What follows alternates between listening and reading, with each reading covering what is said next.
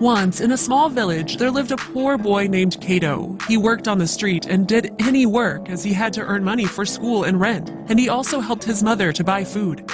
One day, while doing his usual daily routine, he was very tired and hungry. He looked in the direction of the nearest bakery where they were selling delicious buns he once tasted, and he really liked them. He wanted to buy some buns, so he decided to go into the bakery. This is what he deserved after his long day at work. At the door, he stopped for a moment and checked his pockets to see if he had some money. He realized that he only had 1 coin. His stomach begged for food, but the boy did not have enough money to buy even the smallest piece of bread. So he decided to continue going on without food, but his hunger tormented him, and it was so strong that he decided to do something to make him feel extremely embarrassed and ashamed. But the wild hunger pushed him to ask for food in the next house. After spending a few minutes practicing this, he knocked on the door. When it opened, the boy could not do what he had intended to do. When a sweet young girl opened the door, the boy, getting nervous and not knowing what to do, asked for only a glass of water instead of some food.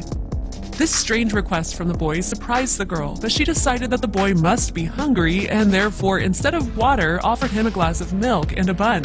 Cato, embarrassed, ate the bun and drank the milk and asked, "How much do I owe you?" "You do not owe me anything," she said, smiling. "My mother taught me to never ask for money." "Thank you very much," the boy answered. When he left the house, he not only felt stronger, but he also felt that his faith in people had grown greatly. This girl's gesture motivated him to continue going and to achieve his goal. He dreamed of finishing his studies and becoming a successful person in order to be able to help his mother and all the other people who needed him. Many years later, that young and sweet girl became seriously ill. Local doctors were confused. They had never seen such a case before. As they were not able to help her, they sent her to a large city where the best doctors examined her, but no one could understand the cause of the disease. Young Dr. Cato was the first specialist to find out the reason of the problem. When he saw the name of the village where the patient had been brought from, it aroused his curiosity, and he decided to go and see her. On the way, he kept thinking about it, and although the man could not even imagine who the report was talking about, he quickly walked to her. Coming in to see her, he could not believe his eyes. Right in front of him, there was that girl about whom he thought so much. Of course, she was no longer so young, but she was still beautiful. From her room, the doctor returned to the staff room and said that he would do everything possible to save the woman's life. One night, while he was at his home, he received a call from the hospital. The woman became much worse, and she was barely hanging on. The doctors were able to save her life, but she was still in danger. At any moment, the woman could die. The doctor was anxious. He could not lose this patient. He had to do everything possible to save her life. The next day, he visited her. Her body was connected to several machines. Her skin seemed completely white, and her heart was beating so softly it was almost impossible to trace. A week passed, and the patient's condition did not improve at all. Dr. Cato was already about to lose hope. Whatever treatment was prescribed to her, the woman did not get better at all. He decided it was time to disconnect her from the life support devices.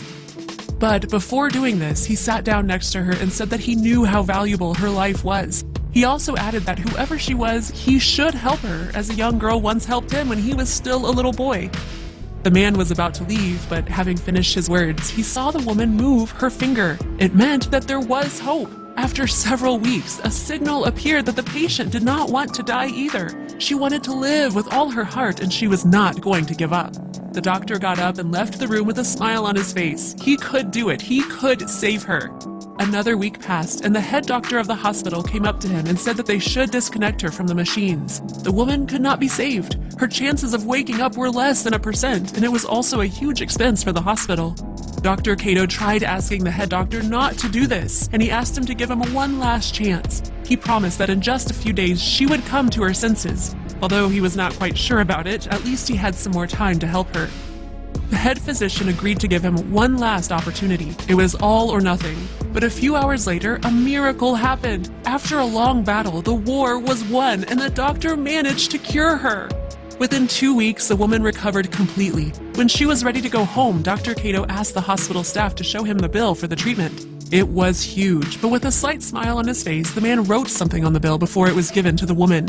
One of the nurses gave her the bill. However, the woman was very afraid to look at the total amount of money because she did not have very much. Surely the bill for the treatment was so large that she would have to work to pay it off for the rest of her life. Finally, the woman looked at the bill. However, she immediately noticed something strange. At the end of the bill, it was written, "Paid by a glass of milk and a bun. Sincerely, Dr. Cato." She could not believe it. The doctor who saved her life was that little boy who had knocked on her door one day and asked for a glass of water. Tears ran down the woman's face. So it may seem insignificant, but such an act of hers once changed a person's life and motivated him to achieve his goal. If the girl had not helped the boy in a difficult situation, perhaps he would have never become the doctor who saved her life.